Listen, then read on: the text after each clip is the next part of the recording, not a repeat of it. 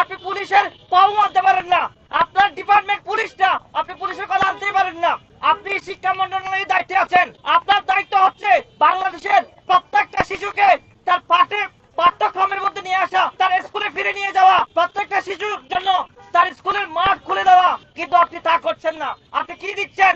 আপনি এখনো পর্যন্ত হেলিকপ্টার উড়ে বেড়াচ্ছেন। আপনি এখনো পর্যন্ত সে 2001 থেকে 2006 সালে পড়ে আছেন।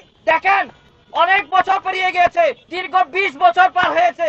2024 সালের আগে 2022 সালে, 2023 সালে, 2018 সাল থেকে 24 সাল পর্যন্ত আমরা রাজপথে লড়াই করেছি পুলিশের বিরুদ্ধে দিনের পর দিন। কিন্তু 2024 সালে এই তরুণরা, কলেজের শিক্ষার্থীরা, বিশ্ববিদ্যালয়ের শিক্ষার্থীরা তাদেরকে দেখিয়েছে কি করেছে।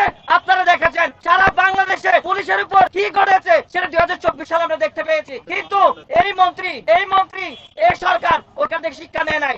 আপনারা জানেন 2025 সালে আমরা যখন ঠিক এক বছর আগে এই সময়টাই আমরা যখন ধর্ষণ বিরোধী আন্দোলনে লিপ্ত ছিলাম, আমরা যখন স্বরাষ্ট্র উপদেষ্টার পদত্যাগের জন্য আন্দোলন করতে যাচ্ছিলাম, তখন আমাদের একটা টিম স্মারকলিপি দেওয়ার জন্য যমুনায় যাচ্ছিল। কিন্তু আপনারা জানেন আমাদের উপর কি ঘটেছিল?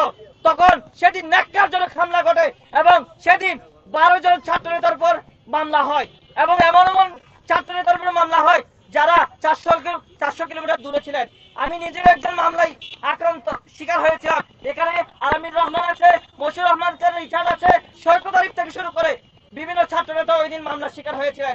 এই ডিসি মাসুদ এই বিএনপি সরকারকে কি বিপদে ফেলার জন্য এখানে আছে, নাকি সরকারকে সেবা দেওয়ার জন্য আছে? এটা একটা বড় প্রশ্ন। বন্ধুগণ, আমরা দীর্ঘদিন ধরে বলে আসতেছিলাম পুলিশ আইন সংস্কার করতে হবে। ইন্টারিম গভর্নমেন্টের আমলে আমরা দিনের পর দিন আমরা এই আওয়াজ তুলেছি।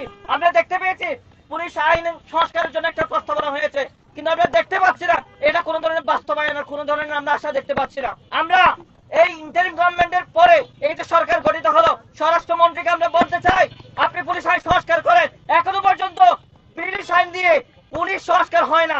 এখনো পর্যন্ত ব্রিটিশ আমলের 1860 সালের পুলিশ অ্যাক্ট দিয়ে আপনি পুলিশকে কন্ট্রোলের মধ্যে রাখতে পারবেন না। পুলিশ কি? পুলিশ হচ্ছে আমাদের নিরাপত্তা দেওয়ার জন্য নিয়োজিত। কিন্তু আমরা কি দেখতে পাই? একজন পুলিশ যখন আমার পাশে থাকে তখন আমি ভয় পাই, কারণ সে আমার পকেটে ইয়াবা ঢুকে আমাকে গ্রেফতার করে। ফলে আমরা পুলিশের কাছে নিরাপত্তা চাই।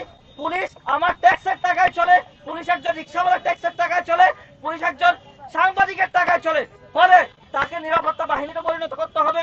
আমরা আজকে যে ইস্যু নিয়ে দাঁড়িয়েছি, পুলিশ আইন সংস্কার, ডিসি মাসুদের পদত্যাগ সহ পুলিশকে মানবিকীকরণের জন্য আমরা যে দাঁড়িয়েছি এবং নাইমের উপর যে হামলা হয়েছে এটা নিন্দা জানার জন্য আমরা দাঁড়িয়েছি।